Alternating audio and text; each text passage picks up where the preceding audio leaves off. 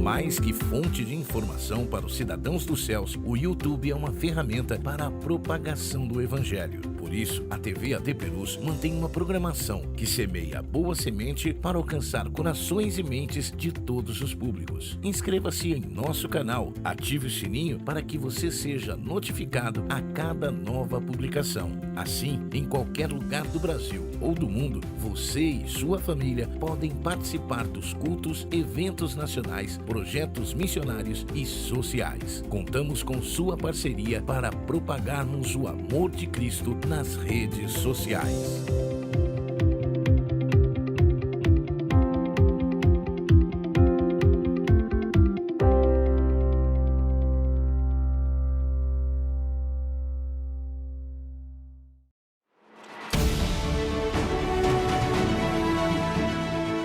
Você está acompanhando uma transmissão oficial da Assembleia de Deus Ministério de Perus.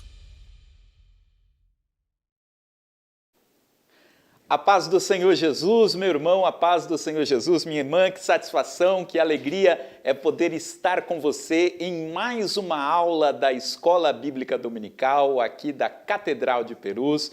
Eu sou o pastor Maxwell Fajardo, estou aqui com o presbítero Isaías Gonçalves, que também é superintendente da Escola Dominical. E como você sabe, né, todos os domingos aqui na TV AD Perus, nós temos a transmissão da aula da Escola Dominical aqui da nossa igreja. E todos os domingos em que nós não temos a Escola Dominical aqui presencialmente, nós temos esse espaço em que nós damos a sequência, ministramos aqui, embora num formato diferente, mas ministramos o conteúdo da aula que teríamos aqui presencialmente. E neste final de semana, no dia 15 de fevereiro, está acontecendo aqui na nossa igreja sede, como você já sabe, a grande Escola Bíblica Fraternal de Obreiros, mais uma edição da Escola Bíblica de Obreiros e Convenção do Ministério de Perus, que estão discutindo aí o tema, né, Candeias que Iluminam o Ministério, e você está acompanhando aí as transmissões, né, que estão sendo feitas aqui pelo canal, mas, mesmo assim, gente, para não perder a sequência da Escola Dominical, estamos estudando a Trindade Santa no decorrer desse trimestre, nós vamos discutir aqui o tema da lição deste domingo, do dia 15 de fevereiro de 2026, ia falar 16, mas 2026. E como eu comentei, estou aqui com o presbítero Isaías Gonçalves, nosso professor, que você tem acompanhado também a transmissão da aula, tem sempre ministrado aqui para nós. A paz do Senhor, irmão Isaías. A paz do Senhor, pastor Maxwell. É um privilégio, mais uma vez, estar aqui, né, atendendo esse convite da sua parte. Estamos aqui para contribuir para a obra do Senhor, né? Quero dar a paz também para aqueles que nos acompanharão pelas redes sociais, que sejam abençoados e enriquecidos pela palavra do Senhor, através da lição de número 7, que vamos falar nesta ocasião. Lição de número 7, que tem como título A Obra do Filho, né? E, como eu disse, o tema do trimestre é a Santíssima Trindade, o Deus único revelado em 3 pessoas eternas. E você que está acompanhando aí as aulas da Escola Dominical, né? E a gente acompanha sempre os comentários que são feitos, né? E às vezes tem alguns irmãos que falaram, olha, hoje eu não pude ir na aula da minha igreja, ou eu não pude participar, e estou aqui acompanhando. Tem gente que diz, eu estou trabalhando, e meu trabalho me permite aqui, né, que eu consiga ficar ouvindo, estou aqui acompanhando a aula. Então Deus abençoe você também que é de outro ministério, e que nos acompanha, que assiste às nossas aulas, que Deus possa abençoar a sua vida. E manda um abraço especial também aqui para todos os alunos da Escola Dominical aqui da Catedral, né, das demais igrejas do Ministério de Perus, o nosso grupo de professores. A gente tem um grupo de professores abençoado aqui que comandam as classes que nós temos, né? Nossa superintendência, está aqui o professor Isaías, o pastor Edson Dominicali, nosso superintendente, bem como toda a direção da nossa igreja. Nós somos gratos a Deus, né, por essa oportunidade. Então, como o professor Isaías falou, nós vamos falar sobre a obra do Filho, é o título da lição de hoje, a lição de número 7.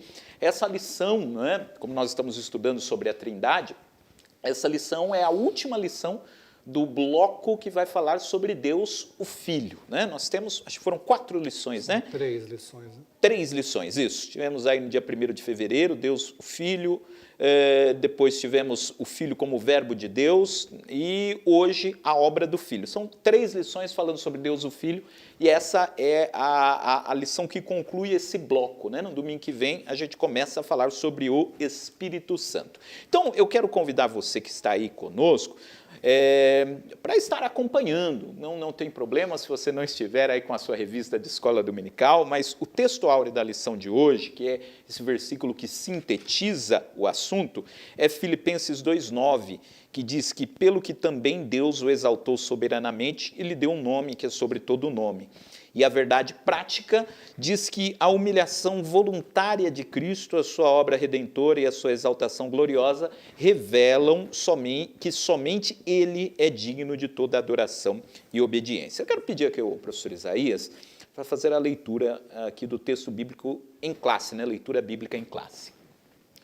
A leitura bíblica em classe, ela encontra-se na carta de Paulo aos Filipenses, capítulo 2, versículos 5 a 11, e depois aos Hebreus, né? Capítulo 9, versículo 24 a 28. Filipenses 2,5 diz: de sorte que haja em vós o mesmo sentimento que houve também em Cristo Jesus, que sendo em forma de Deus, não teve por usurpação ser igual a Deus, mas aniquilou-se a si mesmo, tomando a forma de servo, fazendo-se semelhante aos homens. E achado na forma de homem, humilhou-se a si mesmo, sendo obediente até à morte e morte de cruz. Pelo que também Deus o exaltou soberanamente e lhe deu um nome que é sobre todo nome, para que ao nome de Jesus se dobre todo o joelho dos que estão nos céus e na terra e debaixo da terra, e toda língua confesse que Jesus Cristo é o Senhor, para a glória de Deus Pai. Agora Hebreus 9, 24 diz assim: porque Cristo não entrou num santuário feito por mãos, figura do verdadeiro, porém no mesmo céu, para agora comparecer por nós perante a face de Deus. Nem também para a si mesmo se oferecer muitas vezes, como o sumo sacerdote cada ano entra no santuário com sangue alheio. De outra maneira, necessário lhe fora padecer muitas vezes desde a fundação do mundo. Mas agora, na consumação dos séculos, uma vez se manifestou para aniquilar o pecado pelo sacrifício de si mesmo. E como aos homens está ordenado morrerem uma vez, vindo depois disso o juízo, assim também Cristo, oferecendo-se uma vez para tirar os pecados de muitos, aparecerá segunda vez, sem pecado, aos que esperam para a salvação. Amém. Quero convidar então você que está nos acompanhando para que juntos oremos ao Senhor, pedindo para que Ele possa se fazer presente aqui conosco e também aí com você, onde quer que você esteja. Amado Deus, glorioso Pai, nós louvamos e adoramos a Ti, Senhor. Obrigado pela oportunidade de podermos estar juntos aqui aprendendo, Senhor, da Tua palavra. E eu quero lhe pedir que o Senhor esteja presente aqui conosco, que o Senhor esteja presente também, Senhor, com aquele que está nos ouvindo neste momento, assistindo essa gravação, e que a Tua palavra, Senhor, possa cair como boa semente no nosso coração, Senhor, e que possa produzir bons frutos para a glória do Teu nome. Se conosco é o nosso pedido, em nome de Jesus. Amém.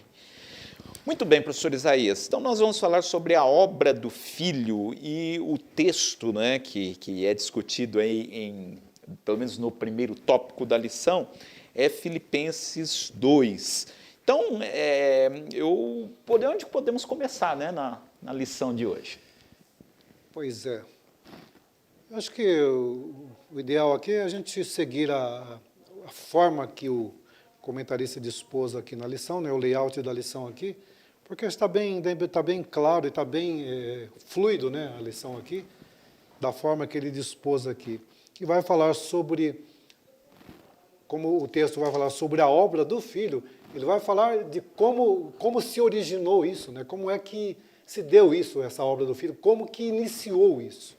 E exatamente no momento de ele abdicar de todas as suas prerrogativas, de todos os seus privilégios que ele tinha como Deus, de abrir mão disso, para que se fizesse homem como um de nós, para que então pudesse fazer a obra. Caso contrário, não seria, digamos assim, não diria possível, porque Deus tem a forma de trabalhar. Mas imagina o Deus, a glória, né, do Deus Todo-Poderoso no meio do homem, da humanidade pecadora, como não seria? Imagino que nós seríamos exterminados, né?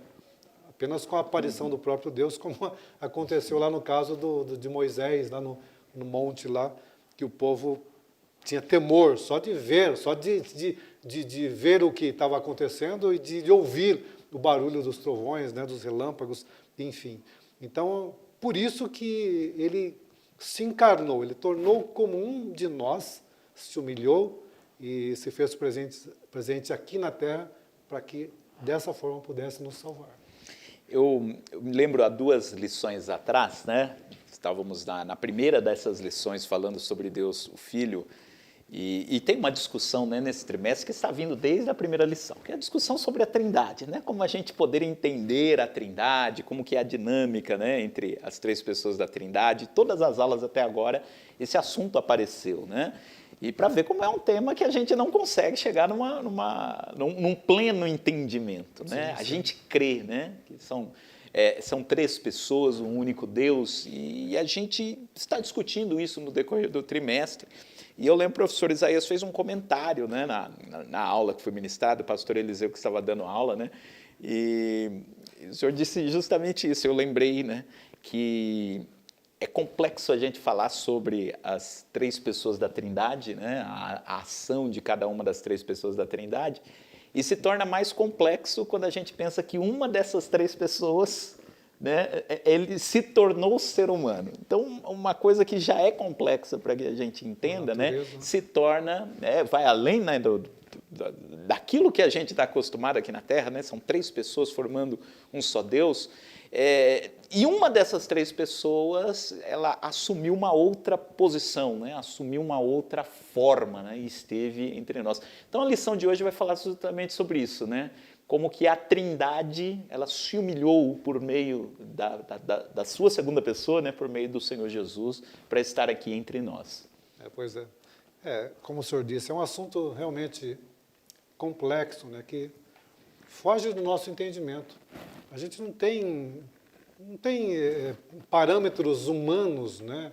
Parâmetros físicos palpáveis para a gente se apegar ou para se comparar. Como já foi dito em todas as aulas, qualquer modelo, qualquer analogia, qualquer metáfora que a gente tenta fazer, comparar em relação à Trindade, a gente vai ter problema, vai ter dificuldade e corre-se o risco de cair numa heresia. E em se tratando aqui está falando especificamente do Filho, né? Também é uma grande dificuldade para a gente entender isso.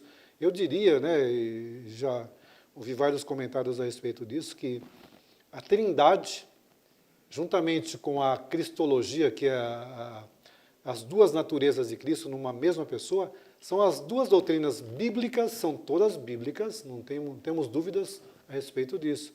Mas são as 2 mais difíceis de se entender e, quiçá, impossível de entender isso. Mas, pela misericórdia de Deus, nós vamos pedindo iluminação do Espírito Santo para a gente possa entender um pouquinho daquilo que Deus deixou se revelar para que nós entendamos, né? Então, esse é um grande desafio nosso como professores, mas não só como professor, como aluno também. Porque à medida que o aluno para pensar, ele vai ver que ele chega em algum momento que ele diz, eu consegui caminhar até aqui, daqui para frente não dá para ir mais, porque isso é muito além do nosso entendimento, nós não conseguimos avançar mais. Foi até aqui que Deus nos deixou para que nós entendêssemos. Então, como nós sempre dizemos, nós partimos da fé, nós cremos que é assim.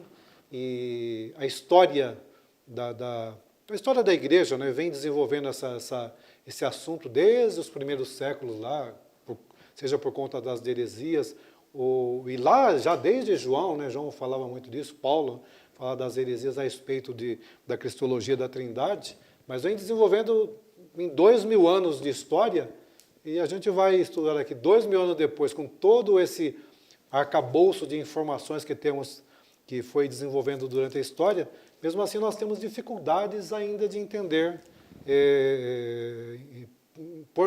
pormenorizado essas informações. Mas a gente está aqui para trazer à luz, né, aquilo que nós temos, aquilo que está ao nosso alcance aqui para os nossos alunos, para que nós sejamos edificados. Mas só voltando aqui, nós partimos da crença, cremos. Nós cremos. Se não entendermos a contento, se ainda ficarmos uma dúvida, nós continuamos crendo. Se amanhã acrescentarmos mais alguma coisa sobre esse assunto, continuamos crendo, né? Porque a crença temos que ter, porque é uma doutrina bíblica, sem dúvidas. Sobre esses assuntos, tanto sobre as duas naturezas de Cristo, quanto sobre a Trindade, a gente pode imaginar que é como a gente dirigir à noite, né? A gente só consegue alcançar até onde vai o farol do carro, né?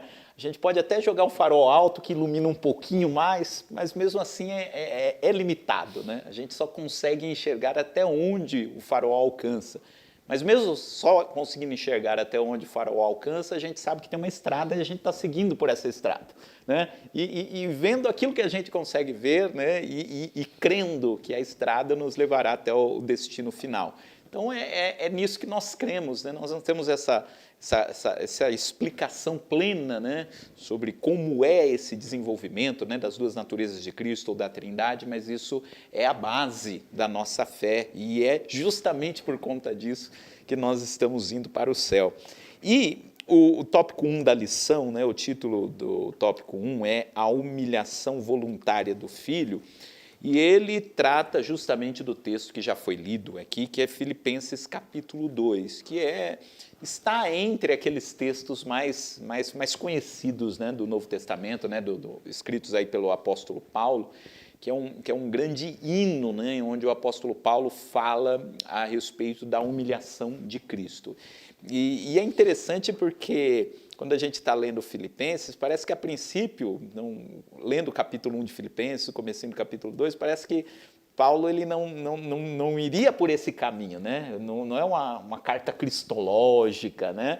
É uma carta onde ele está instruindo ali os irmãos da igreja de Filipe. A igreja de Filipe tinha dado uma oferta para Paulo, e Paulo está agradecendo, né, aos filipenses por conta de todo o apoio, confortando ali os filipenses.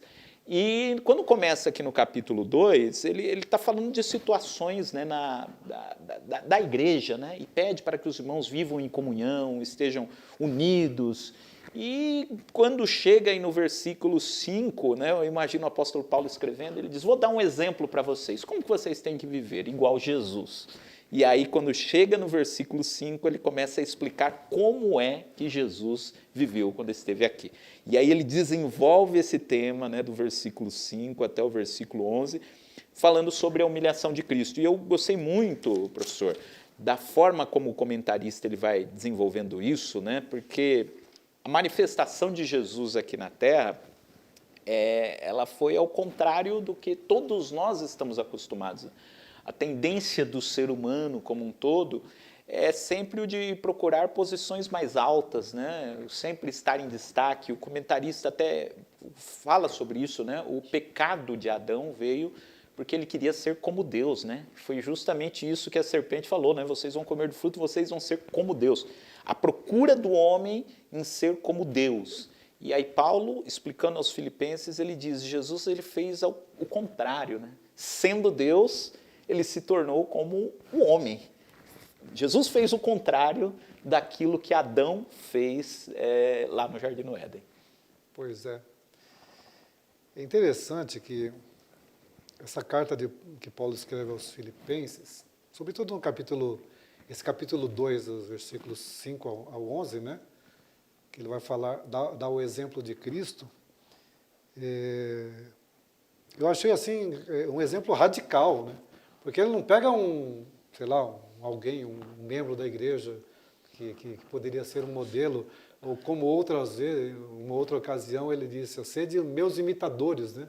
Agora não, vocês vão imitar a Cristo, vocês têm que parecer com Ele, porque vocês têm que ter esse mesmo modo de pensar, porque, como o senhor disse, ele está querendo instruir os irmãos a ser mais unidos, a ser mais altruístas, né? A considerar os outros superiores a si mesmos, que ele vem, acho que no versículo 4, né, que ele fala isso, né? 2:4, né, que ele fala considerar os outros superiores a si mesmos. E aí ele, para fazer a comparação, ele chama Cristo. Olha, Cristo que estava lá nos céus, né, não teve por usurpação ser igual a Deus. Ou seja, ele não agarrou com aquilo, o termo aqui é mais ou menos isso, né? Ele não agarrou aqui aquelas prerrogativas que ele tinha como Deus, para dizer, não, essa aqui eu não abro mão disso. Não.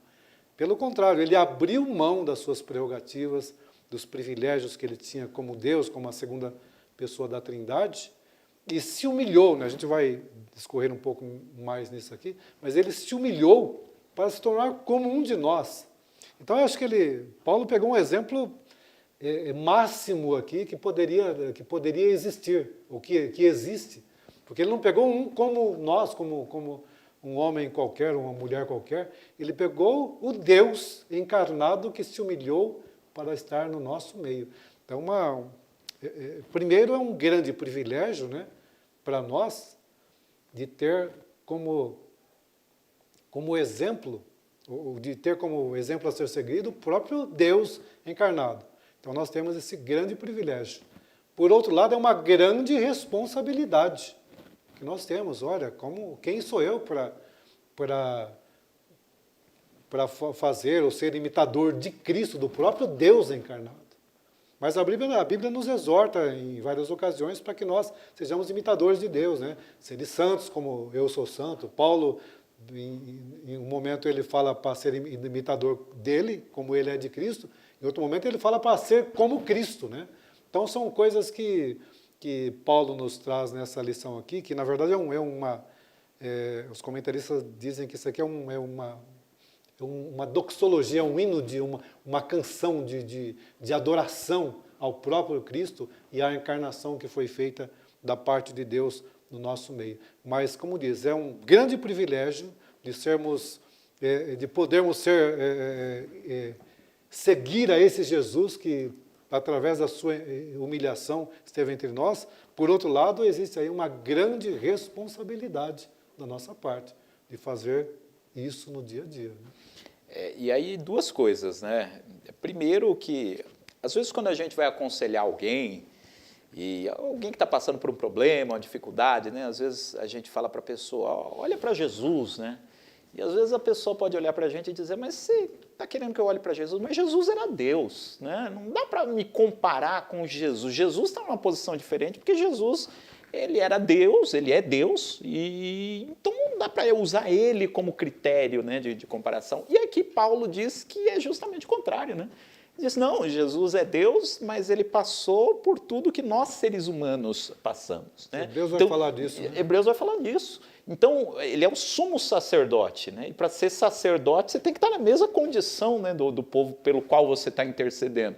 Então, Jesus, ele assumiu de fato a humanidade, e Paulo ele faz questão de dizer isso aqui no texto, que ele é Deus e foi ser humano de verdade, né? Deus de verdade, ser humano de verdade, não é que ele estava representando que era o ser humano, não, ele de fato assumiu a natureza humana. E essa expressão, né, que Paulo usa, que ele não teve por usurpação, um professor aqui nos falou, né, ele não se apegou àquilo, né?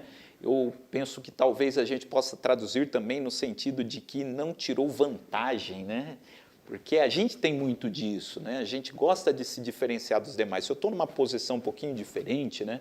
Olha, eu não preciso passar por isso, eu tenho uma posição diferente, né? Eu tenho, sei lá, eu tenho um pouco mais de dinheiro, eu tenho uma condição social melhor, eu tenho um cargo mais importante, então eu não preciso passar por aquilo que as outras pessoas passam. E aí Paulo sabia que esse tipo de sentimento existia na igreja de Filipe, né? Alguém que podia olhar para outro irmão e dizer, eu não preciso passar pelo que você passa porque eu sou diferente, eu tenho uma condição diferente. E aí Paulo disse, se tinha alguém que tinha uma condição diferente, era Jesus. E ele nunca usou do benefício, né, entre aspas, né, que ele tinha, ou do privilégio que ele tinha, para passar por cima do que quer que seja, né?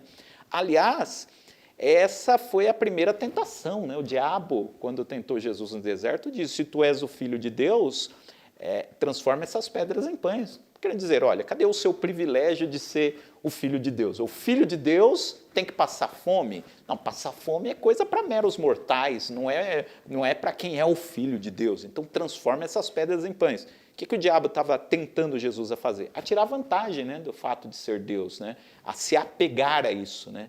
E a resposta de Jesus foi justamente essa, não, nem só de pão vive o homem, mas de toda a palavra que sai da boca de Deus. Eu, como ser humano, né, assumindo a posição humana, eu vou viver da palavra de Deus como todo ser humano deve aprender a viver. Né? Pois é. E a gente precisa aprender, né, com esses passos de Jesus. É claro que, se a gente pegar, a partir do princípio, né, que Jesus também foi homem, ele foi plenamente homem, né, o termo mais adequado é plenamente homem, plenamente Deus. Homem, sim. Mas, embora ele tenha sido homem, tenha se tornado homem, ele, na verdade, ele teve uma concepção diferente dos demais membros da humanidade, né? Com uma concepção impecável, ou seja, sem pecado algum. Vamos discutir aqui o porquê disso, como aconteceu isso, mas, enfim, nós cremos que a Bíblia diz exatamente isso, que ele foi gerado sem pecado. Então, ele não tinha a condição humana que nós temos hoje, que é uma condição humana decaída, pecadora. Mas, independente disso, a Bíblia nos diz que ele foi tentado em tudo como nós e não pecou. Então, nós precisamos crer devemos crer dessa forma, que ele foi tentado porque, como nós somos tentados pelo pecado, né, externo, ou até interno, poderíamos dizer assim, como nós somos tentados, mas ele não cedeu ao pecado. Inclusive, como o senhor citou aí, a tentação. Ele não cedeu à tentação. Então, a gente vai ver que o exemplo, como já disse aqui, é o exemplo supremo que Paulo poderia usar. Isso aqui não tem defeito. Ele poderia pegar, como disse, qualquer uma pessoa, talvez um membro da igreja de Filipe lá, mas aquela pessoa não seria perfeita. Qualquer uma, inclusive o próprio Paulo, não seria perfeito como exemplo, mas ele pegou o excelso exemplo de homem perfeito e diz, imitai esse, pensar como ele pensa, né? Então, se você crê nele, e se você obedece a ele, deve andar como ele andou, deve fazer o que ele fez, deve pensar como ele pensou, e não apenas pensar, né? O seu dia a dia, não só o seu homem exterior, mas o homem interior, o seu homem por completo, né? Homem em termos de humanidade, por completo, deve refletir exatamente aquilo que o seu mestre fez, né? Da forma que ele era. Muito bem, e prosseguindo ainda aqui no primeiro tópico da lição, né? A humilhação voluntária de Cristo. Então, nós falamos aí sobre a submissão de Cristo, o esvaziamento da sua glória, e o tópico vai falar também sobre a obediência sacrificial até a cruz, né? Antes disso, né, falando, né, Jesus ele não teve uma concepção como a nossa, né? Somos já concebidos em pecado. Mas Adão também não teve, também né? Não teve, né? Cedeu. E cedeu. Então, por isso que Paulo chama Jesus de segundo Adão. Então, querendo dizer, olha, Jesus veio na condição que o Adão veio lá atrás, né? Mas diferente de Adão, ele venceu. Mas ele não apenas assumiu a forma humana, porque só do Criador do universo, né? Aquele que fez todas as coisas, se tornar ser humano já é algo inimaginável, né? O apóstolo Paulo diz aos Coríntios que para os gregos o evangelho era loucura, né? E justamente por conta disso, né? Para os gregos não tinha cabimento você dizer que um Deus, né, veio aqui e se tornou como um de nós, né? Isso é loucura para os gregos, né? Então, se já é inimaginável, né, você pensar no Deus que toma forma humana, aí Paulo diz, aí alguém poderia, ele não diz isso, mas eu estou falando que alguém poderia chegar a essa conclusão. Tá, ele tomou forma humana. Se ele é Deus e tomou forma humana, então aqui como ser humano, ele foi o ser humano que viveu nas melhores condições possíveis, né? veio como rei, né? Ele é o nascido rei dos judeus, então foi tratado como rei, tinha todas as pessoas à sua disposição o tempo todo. E aí Paulo diz, não é só que ele se tornou ser humano, se tornou ser humano e como ser humano ele assumiu a forma de servo, né? Então a gente pode dizer que dentro da humilhação de Deus em se tornar ser humano, teve ainda outras humilhações dentro, né? Humilhação dentro da humilhação. Além de se humilhar em se tornar ser humano, como ser humano, ele se humilhou como servo. E ainda depois disso, né, se humilhou até a morte, e a pior morte que tinha, que era a morte de cruz. Então, Jesus viveu como ser humano, mas ainda além disso, né, como ser humano, ele assumiu a forma de um ser humano servo. Pois é, como o senhor havia dito, que o senhor acabou de dizer, que o Deus que se faz homem, é exatamente as religiões, sobretudo as religiões gregas, né, antigas, né, a ideia é que o homem, ele evoluía e se tornava um semideus, mas fazer o movimento inverso que o cristianismo propõe, que é o Deus que ele se humilha e se torna homem, ou seja, o Criador que se torna igual à criatura. Essa ideia não tem religião nenhuma. Não tem religião nenhuma e é o supremo exemplo da humilhação.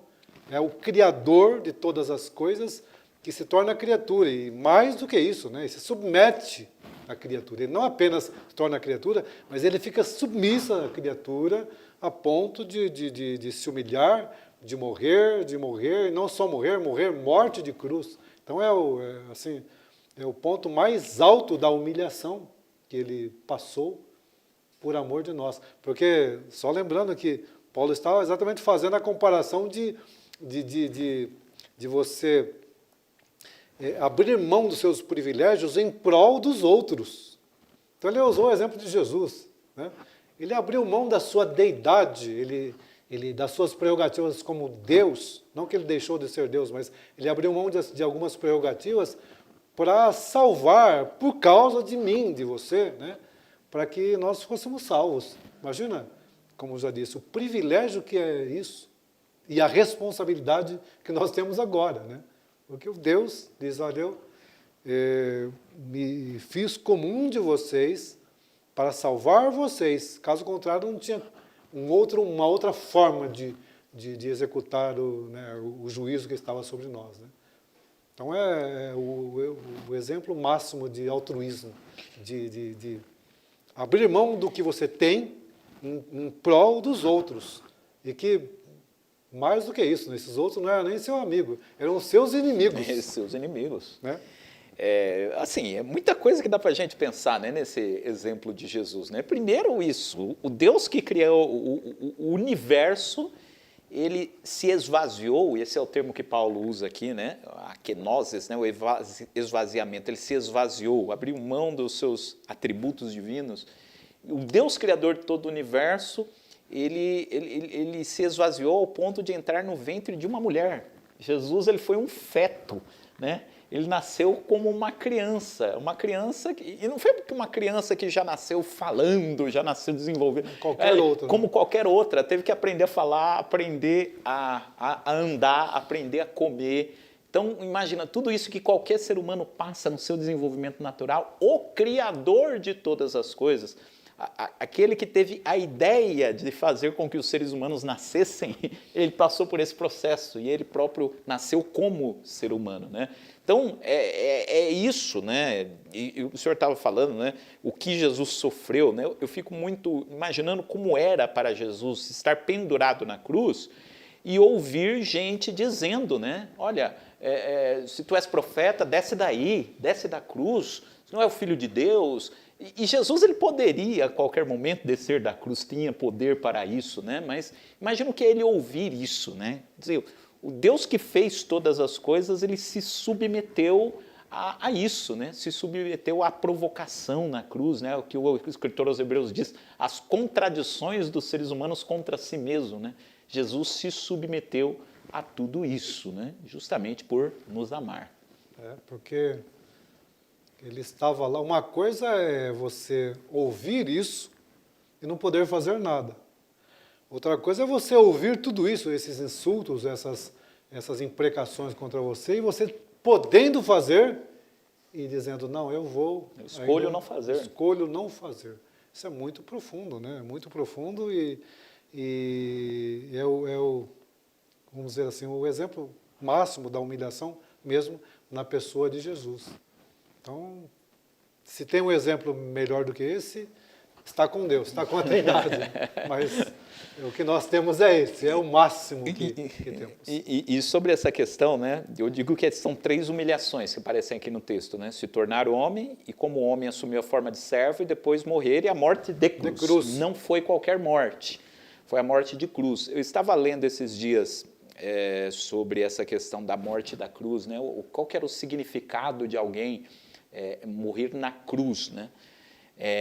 Porque hoje, logicamente, a cruz adquiriu todo um significado para nós, né? Quando se fala de cruz, a gente já lembra de Jesus. Mas antes de Jesus morrer na cruz, a palavra cruz, quando era falada, né, o termo cruz, não se fazia referência a Jesus, né? Porque Jesus não tinha morrido ainda na cruz. O que significava, né, você falar sobre cruz, né? O que era alguém morrer na cruz? Primeiro que era a morte reservada para os piores tipos de criminosos, porque a morte na cruz ela foi projetada para humilhar as pessoas. Não era só matar, era matar de forma humilhante.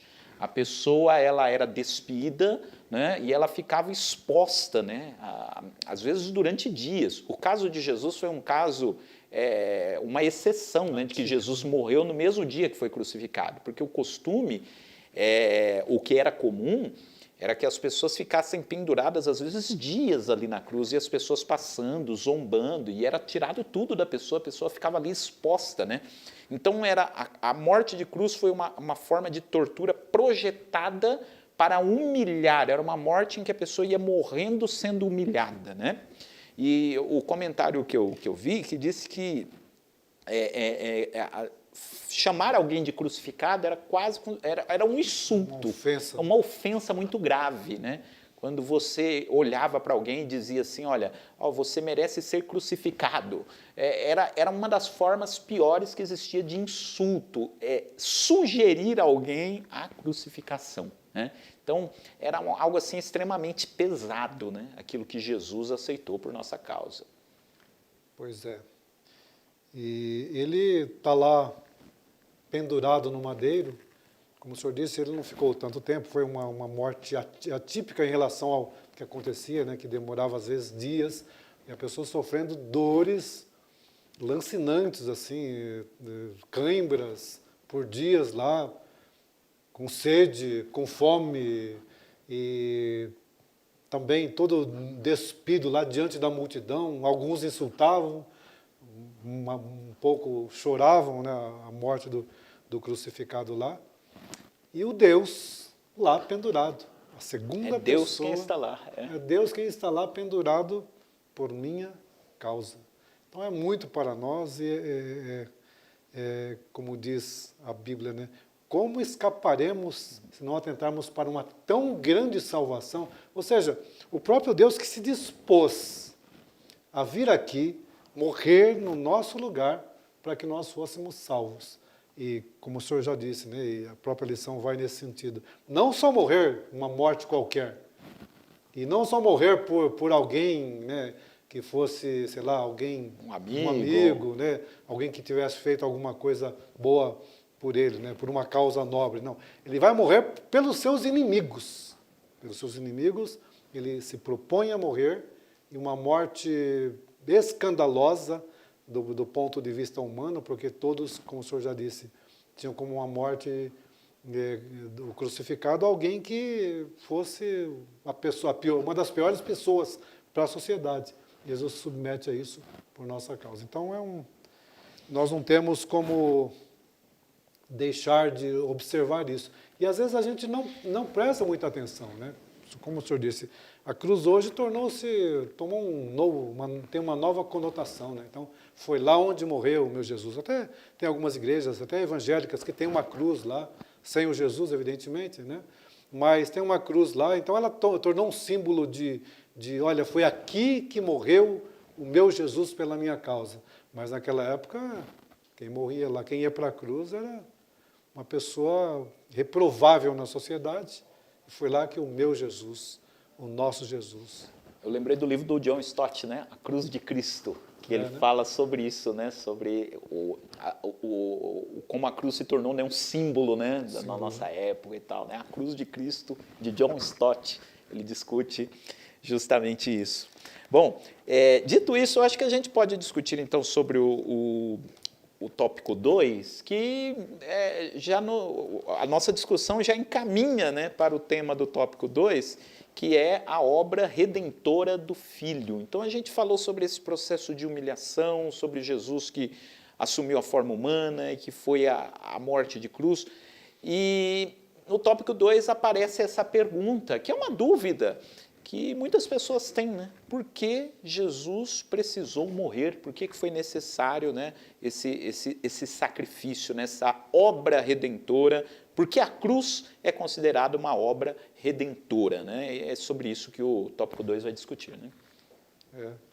Isso, na verdade, é o plano eterno de Deus, o plano projetado na eternidade para a redenção do homem, né? Que o comentarista vai falar nesse sentido dos 3 estágios, que é a humilhação, né, a redenção e logo depois a exaltação. Mas a redenção é um plano que foi feito na eternidade, porque Deus, em sua presciência, sabia que o homem ele iria pecar, então ele providenciou essa obra de salvação. Mas, para que isso acontecesse, alguém precisava pagar o preço, né, do pecado, depois da queda. E então Deus providenciou lá no Antigo Testamento, a gente vê os sacrifícios de animais, que vem sendo feito e estabelecido pelo próprio Deus lá, né, no Antigo Testamento, até chegar ao sacrifício perfeito. É exatamente isso que Hebreus vai falar, né? Porque tudo aquilo ali era, o próprio comentarista fala aqui, o sacrifício ineficaz, né, no tópico 2.1, né? A ineficácia do sacerdócio levítico e do sacrifício como um todo, porque primeiro que os sacerdotes que faziam esse trabalho, os sumos sacerdotes, toda a classe sacerdotal que fazia esse trabalho de sacrifício, eram homens imperfeitos. E mais do que isso, né, como o perdão dependia do sangue, eles não tinham um sangue perfeito como o de Cristo para oferecer. Então, o próprio escritor aos Hebreus fala que eles ofereciam um sangue alheio de animais, que só encobria o pecado. Por isso que o comentarista fala aqui, e a Bíblia nos deixa entender que era um sacrifício ineficaz, porque ele não tratava, vamos dizer assim, o pecado de forma assim, abrangente, de forma suficiente, como é o sacrifício de Cristo. É por isso que Cristo vem no final, né, dos tempos lá, na plenitude dos tempos, para se humilhar e morrer, né, como um sacerdote no lugar de cada um de nossos pecadores. Então essa é a necessidade que tem, né, a cobertura do pecado, né? Alguém tem que pagar por isso. Então aquilo que Deus exigia, que era alguém morrer, né, alguém morrer por conta do pecado, ele mesmo ofereceu. Isso, e mais do que isso, só ele poderia oferecer.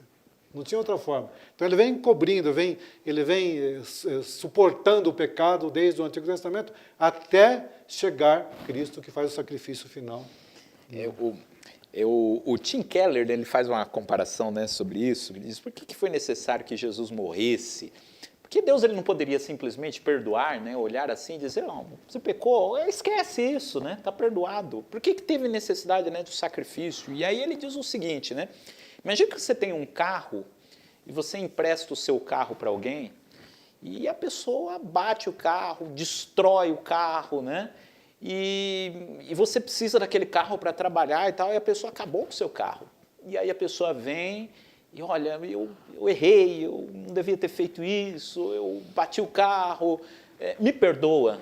E você pode perdoar ele. Não, perdoa. Só que tem um problema, o carro está lá destruído. Alguém precisa pagar, mesmo que eu diga que você está perdoado, tem um custo, tem um ônus. E aí, no caso, são duas coisas que são possíveis. A pessoa que bateu o carro vai cobrir o custo, Ou eu, que sou o dono do carro, falo, não, tá, pode deixar, eu assumo o custo pelo carro que você bateu.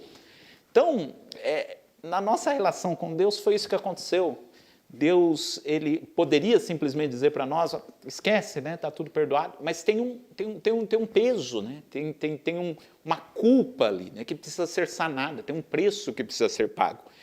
E nós não tínhamos condições de pagar esse preço, né, o conserto era grande demais para nós.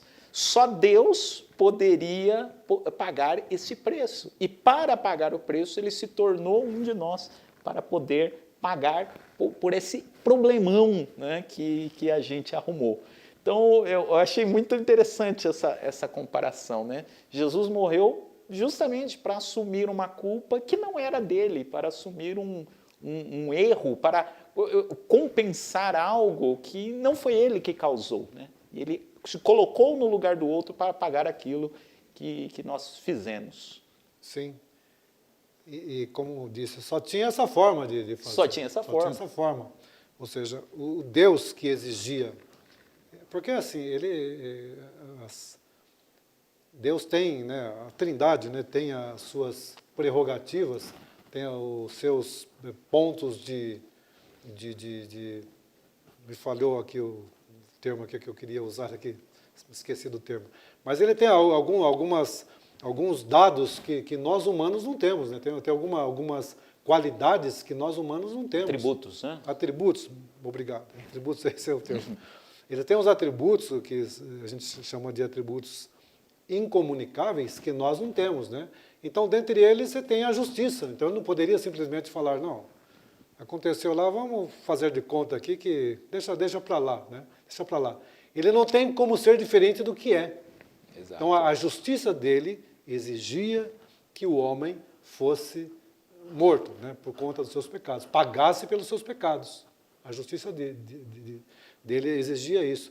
Mas a misericórdia dele também, né, e o amor dele também entra em ação, porque ele não pode ser diferente do que ele é, nem em sua justiça, e nem em seu amor, e nem em sua misericórdia, e nem em um outro atributo, ele não pode ser diferente do que é. Então, todos os atributos de Deus entram em ação nesse momento e falam, bom, então eu vou providenciar uma forma para que esse problema seja resolvido.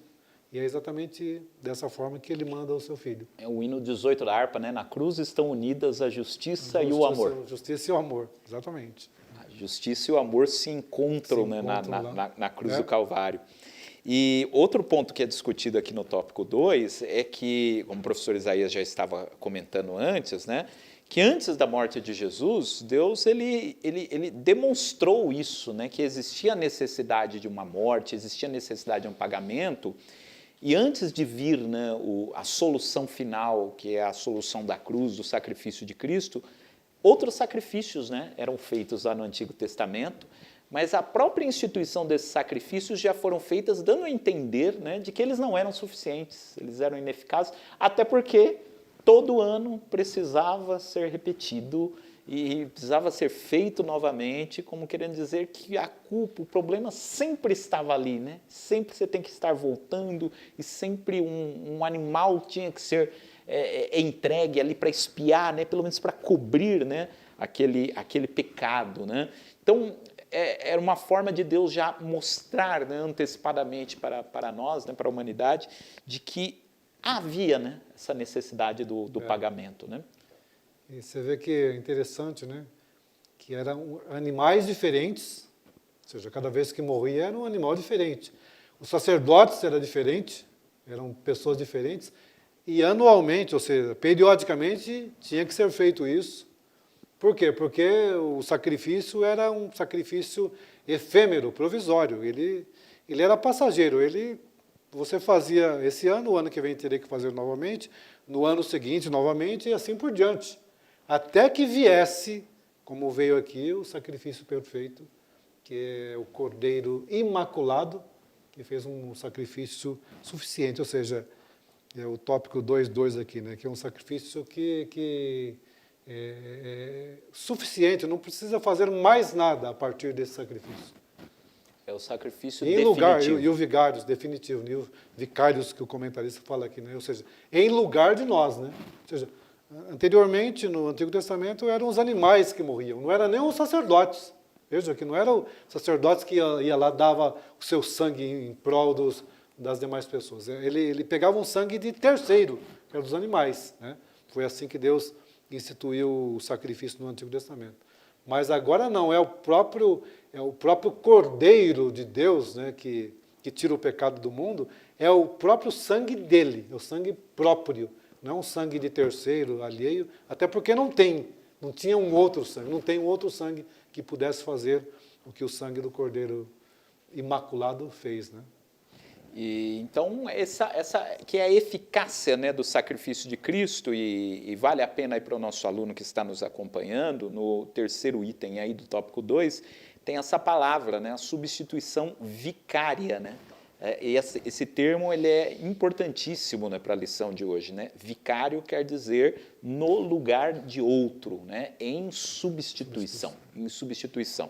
E para entender tudo isso, a gente precisa ler o livro de Hebreus, né? O livro de Hebreus ele faz essa ponte entre os sacrifícios do Antigo Testamento, essa ineficácia que existia no sacrifício do Antigo Testamento, a sua importância, mas ao mesmo tempo a sua ineficácia, né, para resolver de forma plena todo o problema do pecado, e como que esses sacrifícios eles são lidos agora sob a ótica do sacrifício de Jesus, né? O sacrifício de Jesus realiza de modo pleno aquilo que os sacrifícios anteriores não realizavam. E, inclusive, né, o escritor aos Hebreus diz que o sacrifício de Jesus, além de resolver, né, todo o problema do pecado, ele faz algo também que o escritor aos Hebreus diz que os sacrifícios do Antigo Testamento não conseguiam fazer, que era purificar a consciência, né?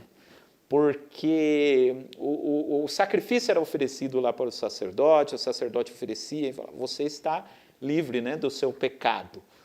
Mas isso não garantia que a intenção de pecar, né, que o desejo pecaminoso saísse lá do coração do ofertante. Né? Eu vi alguém fazendo esse comentário, né, dessa diferença do cristianismo em relação a outras religiões, que existem religiões que têm essa ótica. Aí eu cometi um erro, eu vou lá e faço determinado ritual, meu erro é resolvido, né, é perdoado, mas eu posso continuar fazendo outra coisa errada, depois eu só ir lá e ele diz, não, o sacrifício de Jesus ele não faz, ele não só elimina, né, o erro, ele trabalha na consciência daquele que errou, né? A ideia é de provocar uma transformação, né? Essa mudança, né? O sacrifício de Jesus, ele não alcança, é isso que eu estou querendo dizer, ele não alcança somente o externo do pecado, as consequências externas do pecado, né? Mas ele tem esse poder de agir na nossa consciência, né? Nas nossas intenções, de mudar aquilo que nos fez pecar, né? Sim, porque... Aliás, o trabalhar de Deus é exatamente esse, né? É o trabalhar interiormente. A gente pode até refletir isso, né, diante dos homens, diante da igreja, diante da família, na sociedade, enfim. Refletir aquilo que nós não somos interiormente. Mas o que Deus quer de nós é que nós façamos aquilo, né, que parte de dentro de nós. Aquilo que sai de dentro. É claro que isso, obviamente, vai ter as implicações externas. Isso vai se refletir externamente com o meu semelhante, com a minha família, com a sociedade, no meu local de trabalho, na igreja. Mas eu posso muito bem ser um ator, ser alguém que está fazendo uma representação, uma representação. Ou seja, eu estou fazendo aquilo que eu não sou, mas o que Deus quer de nós é exatamente que nós façamos aquilo que nós deveras somos. E é exatamente isso que o senhor está dizendo. Ele trabalha lá no interior do homem, né? Trabalha lá no interior do ser humano, mudando o coração. E aí, o reflexo disso é externo. Eu posso até, de repente, uma vez ou outra, fazer alguma coisa que exatamente não condiz, mas o meu dia a dia, não condiz com aquilo que está internamente, mas o meu dia a dia deve refletir exatamente aquilo que está dentro de mim. Ou seja, como a própria Bíblia diz, né? A boca fala o que o coração está cheio. De repente pode até acontecer, porque a gente é sujeito, né, à inclinação da carne, a gente às vezes pode ceder e fazer alguma coisa que destoa daquilo que Deus espera de nós. Mas, via de regra, o nosso dia a dia, ou seja, a maioria das vezes, a maior parte das vezes, isso deve refletir, o que nós fazemos deve refletir exatamente aquilo que nós somos por dentro. É isso que Deus espera de nós e é isso que o sacrifício de Cristo fez por nós. E aí eu acho que a gente consegue já fazer a ponte para o terceiro tópico, a exaltação gloriosa do Filho, porque Paulo estava falando em Filipenses 2, né? Porque a lição começou em Filipenses 2, foi para Hebreus e voltou para Filipenses 2. Porque em Filipenses 2 ele estava falando justamente sobre isso, né? Pedindo para que os irmãos de Filipe tivessem o mesmo sentimento ou a mesma forma de agir que houve em Cristo Jesus. Paulo estava interessado em instigar os irmãos, né, a terem essa mudança, né, interior e agirem como Cristo. E aí ele, no capítulo 2 de Filipenses, fala sobre todo esse processo de humilhação de Cristo, e aí vem o terceiro tópico, mostrando para nós o que aconteceu depois da humilhação. Depois da humilhação veio a exaltação de Cristo, mostrando para nós que o Evangelho, né, crer no Evangelho, né, às vezes significa você perder, às vezes perder todas as coisas, perder uma série de outras coisas que você teria se você não tivesse o Evangelho. E ele diz, Jesus perdeu, né, nesse sentido de se auto-humilhar, né, de se colocar nessa posição de servo. Para qualquer pessoa que olhasse para Jesus, diria, ele perdeu a vida, né, inclusive. Mas ele diz que por ele ter perdido, né, por ele ter se humilhado, por ele ter entregue tudo aquilo que ele era, né, por ter entregue a sua vida, Deus o exaltou soberanamente e lhe deu o nome que está acima de todo o nome, para que o nome de Jesus se dobre todo o joelho que está debaixo na terra. Né? Então, veja, o tópico 3 vai falar sobre isso, né? O que aconteceu depois desse processo de humilhação. A humilhação foi seguida por um processo de exaltação. E da mesma forma como não foi qualquer tipo de humilhação, né, foi a humilhação extrema, a exaltação também não foi qualquer tipo de exaltação, foi a exaltação extrema. Proporcional à humilhação. A gente vai ver aqui, o comentarista fala aqui, foi recebido à destra do Pai, ou seja, à direita de Deus, ele foi recebido como um prêmio, né, vamos dizer assim, um prêmio pela obra que ele fez aqui na Terra.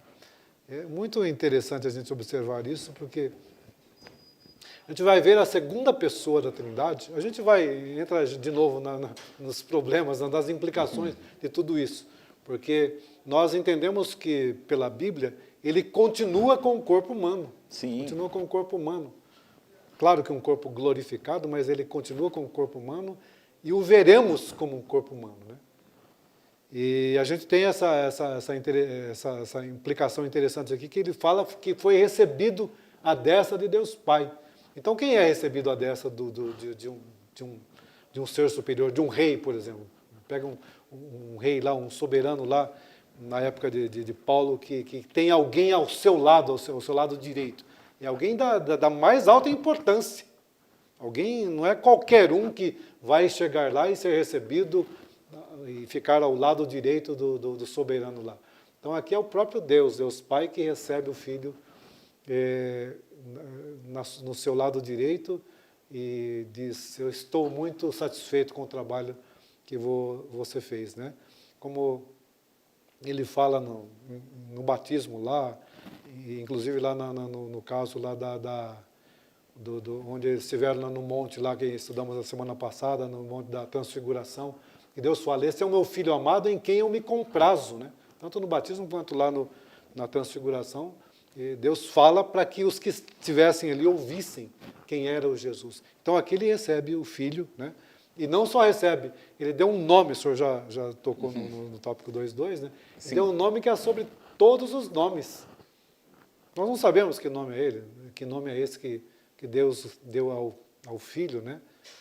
Alguns sugerem que é de Senhor absoluto de todas as coisas, mas não é qualquer Senhor, é o Senhor.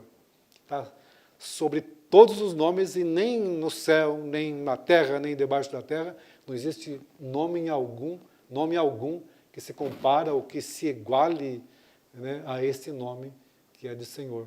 E Interessante que ele vai falar aqui que todo joelho se dobrará. Estamos terminando o assunto. Todo joelho vai se dobrar diante desse nome. Eu sempre gosto de citar aquele assunto, né, que a gente sempre fala assim, que qualquer caminho que você trilhar, você vai chegar diante de Deus. E aqui está claro, Paulo fala que todo joelho vai se dobrar, e o comentarista vai falar sobre isso, né? Todos, qualquer um. Ou seja, por qualquer caminho que você trilhar, você vai chegar diante de Deus. Agora, o importante é de que lado você está quando você estiver diante de Deus. Mas o comentarista vai falar aqui, olha, alguns vão chegar muito agradecidos, adorando a Deus, outros vão chegar lá forçado, compulsoriamente, vão ter que chegar lá e reconhecer que Ele é o Senhor. Exatamente. E é muito forte, né? A gente pensar, né, nesse sentido, né? Todo joelho vai se dobrar, todo mundo vai reconhecer, né, em algum momento, né? Não há ninguém que vá viver a eternidade, seja a eternidade com Cristo, ou seja a eternidade, a segunda morte, a condenação, que não esteja plenamente ciente do senhorio de Cristo, né? O apóstolo Paulo diz que em Jesus, Deus unificou todas as coisas, né? Tudo Sim. Converge nele, né? E assim, ninguém vai chegar à eternidade, seja condenado ou seja salvo, sem o reconhecimento de que Jesus é o Senhor. Estando ao lado dele ou não, né? Chegará esse reconhecimento, reconhecendo que Ele é o Senhor de todo o universo. E eu queria, professor Isaías, antes da gente ir agora para essa pausa, só destacar uma última coisinha aqui que eu estava aqui pensando, né? Que Paulo diz aqui nesse texto que Jesus ele aprendeu a obedecer, né? Pensa que na questão da Trindade, a gente está discutindo isso no decorrer de várias aulas, né? Na Trindade não há discordância, né? Ela age sempre em conjunto, né? O Pai criou, mas o Filho também participou da criação, o Espírito, enfim, já discutimos isso nas outras aulas.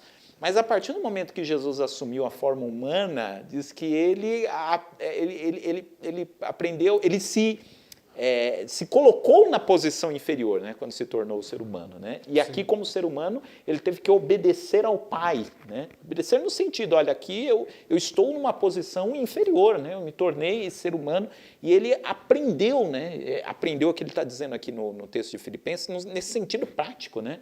Ele vivenciou essa experiência de ser obediente ao Pai, né, e passar por todas as pressões aqui da vida humana e chegar até a morte, e Deus o exaltou. E aí eu fecho, lembrando para você que está nos assistindo, que tudo isso que Paulo falou em Filipenses 2, e aí isso que deixa o texto mais pesado ainda, né, é para servir de exemplo para nós. Ele fala tudo isso a respeito de Jesus, né, para mostrar que esse deve ser o caminho que cada um de nós deve seguir, né? Então, se Jesus ele passou por todas essas humilhações e por tudo mais, quem dirá a nós, né? Quem dirá o que a gente vai sofrer enquanto estivermos aqui na terra, né? Mas da mesma forma que Deus o exaltou, a Bíblia diz que nós receberemos também a coroa de glória, né, quando chegarmos ao céu, e também participaremos da exaltação de Cristo. Essa é a promessa que foi feita a cada um de nós, né? Então, professor Isaías, a gente ainda volta, né, para fazer aqui o fechamento final, né?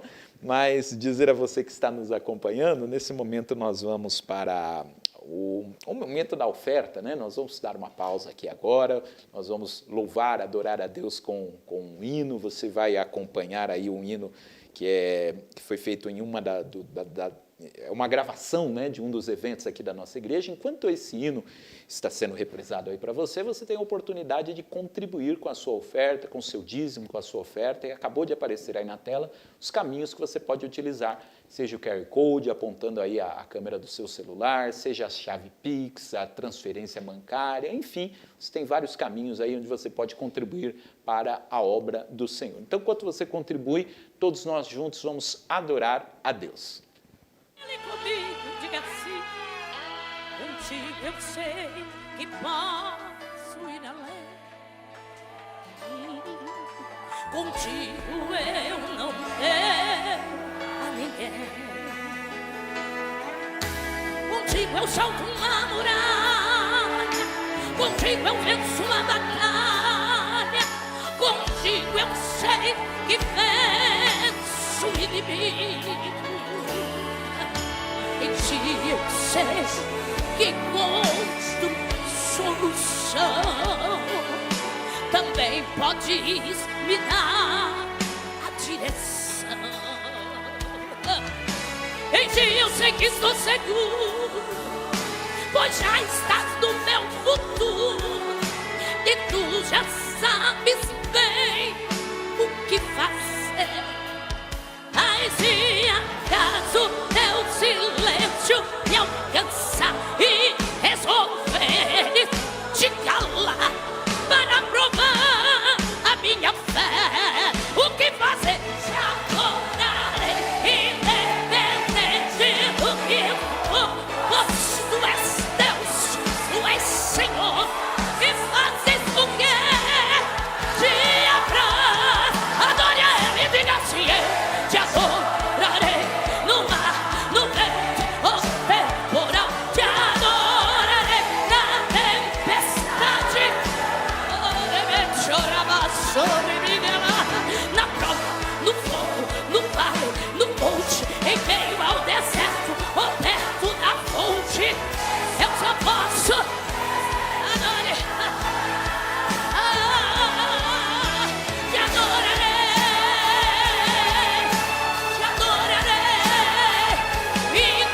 independente do que for, te adorarei, diga ele, te adorarei,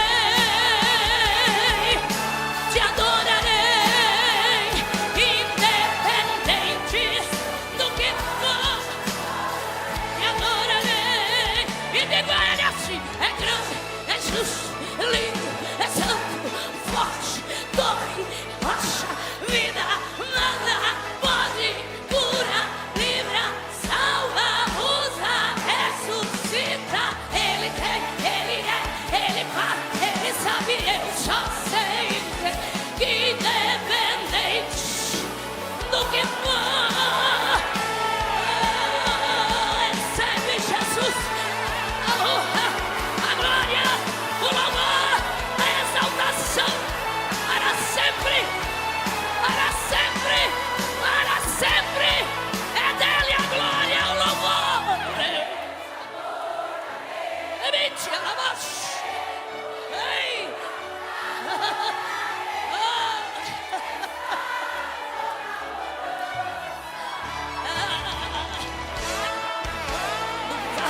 No monte, em meio ao deserto, ou perto da fonte, eu só posso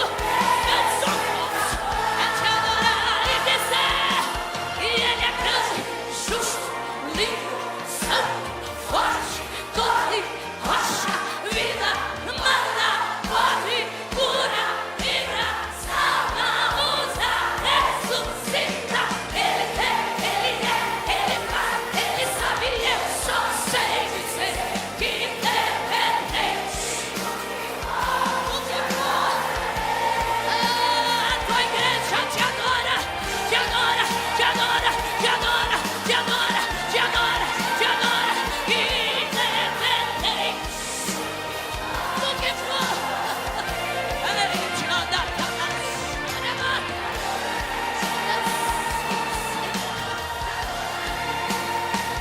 independente do que for, te adorarei.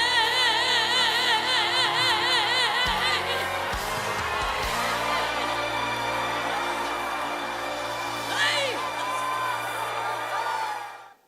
Maravilha, você acompanhou aí a gravação do CIBEMP, Congresso de Irmãs do Ministério de Perus, no ano passado, e que é um dos grandes eventos que reúne aí as diferentes igrejas do Ministério de Perus. E nesse final de semana, como nós dissemos, está acontecendo mais um grande evento que é a grande convenção geral do Ministério de Perus, reunindo obreiros de diferentes regionais que estão aqui conosco na igreja sede, não é? Se você está assistindo essa gravação no domingo, ainda dá tempo de vir e pegar o encerramento aqui no domingo à noite. E que acontece, né, junto com a convenção, né, a Escola Bíblica Fraternal de Obreiros, uma atividade aí tradicional da nossa igreja, do ministério, e todos os obreiros são edificados por meio da palavra do Senhor. Muito bem, então chegamos ao final da Escola Bíblica Dominical. Quero dar a palavra aqui ao professor Isaías e já aproveitando para agradecer ao professor Isaías, que sempre tem tão gentilmente estado aqui conosco, né, participado da aula. Eu gosto muito de ouvir, né, o professor Isaías, né, as reflexões aí da palavra de Deus. É sempre um prazer estar aqui com o professor Isaías, bem como os demais professores que sempre têm estado aqui conosco também. Então, professor Isaías, por favor, aí com as considerações finais. Bom, como eu já disse no início, é um privilégio estar aqui servindo ao Senhor e à igreja nesse trabalho, acho que é muitíssimo importante, de falar das lições da Escola Bíblica Dominical. Então, sempre que precisar, estamos aqui dispostos, né? E não tendo nenhum compromisso. E também dizer a você que nos acompanha, que vai assistir no momento ou onde quer que esteja assistindo, que essa lição é uma lição de suma importância. A gente estava comentando aqui no intervalo aqui, que parece que Paulo começa a carta aos Filipenses, né, preso, né, está preso em Roma, possivelmente em Roma, e vai escrevendo no capítulo 1, né, agradecendo os irmãos, enfim. Depois no capítulo 2, ele começa a falar, parece que de forma despretensiosa, ele começa a falar uma das mais importantes doutrinas que nós temos hoje, que é a cristologia, e que isso nos traz hoje importantes lições. Mas, como já dissemos, se são importantes lições, são coisas profundas que Deus traz para nós, e somos gratos a Deus por isso, né? Por outro lado, traz-nos uma grande responsabilidade. E que será de nós se não atentarmos para uma tão grande salvação? Não foi qualquer um, né? Não foi por sangue como diz o escritor aos Hebreus, por sangue de touros ou bodes que fomos resgatados da nossa vã maneira de viver, né? Mas pelo sangue precioso de Cristo. E essa lição vai falar sobre isso. A submissão da segunda pessoa da Trindade em fazer o trabalho que fez para nos resgatar e nos colocar diante de Deus agora, de forma assim, a ser aceita por Deus, que outrora éramos inimigos dele. E hoje somos amigos, somos mais do que amigos, somos filhos de Deus. E o que nós esperamos é como tal qual Jesus passou pelo momento de humilhação e teve a recompensa junto ao Pai, nós estamos esperando a promessa do próprio Jesus, né? Como ele disse, assim como eu venci e sentei ao lado do Pai, vocês também vencerão e sentarão junto comigo no meu trono, né? Então, essa é a grande esperança da igreja. Amém. E nesse momento, então, nós queremos orar por você que está aí nos acompanhando, esteve conosco. E, assim, a atividade que a gente está fazendo aqui da Escola Dominical não é uma atividade meramente intelectual apenas. É claro que na Escola Dominical, né, nos cultos de ensino, nos trabalhos da aula de teologia, é claro que a gente está, logicamente, exercitando a mente e falando aqui de diferentes posições do texto bíblico, né? Mas isso mexe também com o nosso coração, né? Tal qual os discípulos no caminho de Emaús, né, que à medida que Jesus ia falando com eles, disse que o coração ardia. O nosso desejo é que o seu coração, assim como o nosso coração aqui, a gente até comentou, né, que eles são gostosa, né? Vai mexendo com o nosso coração, né? E se você sentiu aí o seu coração arder, né, enquanto nós estávamos comentando, vamos orar, pedindo a Deus para que esse sentimento que houve também em Cristo Jesus, ele possa estar conosco também, né? Que nós possamos viver também dessa forma, como Cristo viveu, pois é para isso que nós somos chamados por Deus. Professor Isaías, por favor, vamos orar pelos nossos irmãos. Oremos. Amado Deus, soberano e eterno Pai, Pai de nosso Senhor e Salvador Jesus Cristo, Acabamos, ó Deus, de lecionar esta aula, Senhor, que venha falar sobre a pessoa do Teu Filho, Jesus Cristo, e a obra que Ele fez, a perfeita obra em prol de toda a humanidade. Queremos te pedir que a Tua bênção, Senhor, continue conosco, dando-nos o privilégio de sermos feitos filhos Teus através de Jesus Cristo, Deus, pelo sacrifício que foi feito ali na cruz do Calvário, para que possamos continuar, não, Senhor, não apenas seguindo de longe, não apenas seguindo ou entendendo intelectualmente, mas para que isso possa estar no nosso coração, no nosso dia a dia. Alcança também, Senhor, aqueles que, Senhor, em algum momento ouvirão esta aula, para que eles sejam abençoados, que eles sejam gratos por ter o sacrifício de Jesus, ó Deus, que fez em prol de todos nós, que eles sejam abençoados, que eles sejam agraciados, mas que eles sejam responsáveis por estar buscando a Ti, porque o sacrifício que foi feito em nosso favor é um sacrifício que exigiu muito da Tua parte, muito da Trindade Santa. E nós cremos, Deus, e esperamos a Tua parte,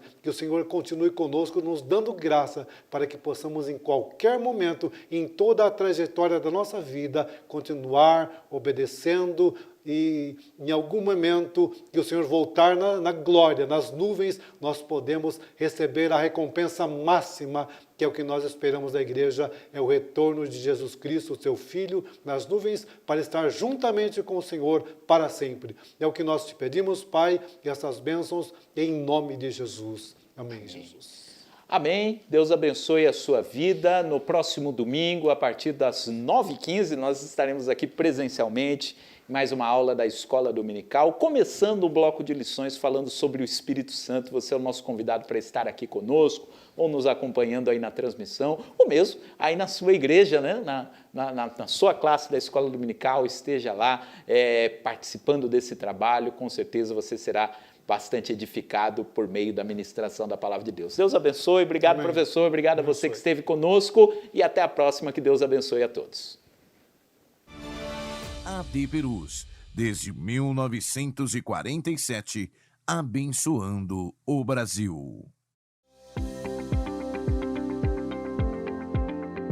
A AD Perus também está presente em uma das redes sociais que mais crescem no Brasil, que é o TikTok. No nosso perfil, você só vai encontrar conteúdo edificante, que respeita os indivíduos como imagem e semelhança do Criador. Valoriza a família, estimula a fé, a esperança e o amor. Nossas publicações abençoam de crianças a idosos. Afinal, todos são alvos da graça salvadora do Senhor Jesus. Siga nosso perfil, deixe os seus comentários e compartilhe as maravilhas que Deus tem feito no meio de nós, por sua bondade e misericórdia.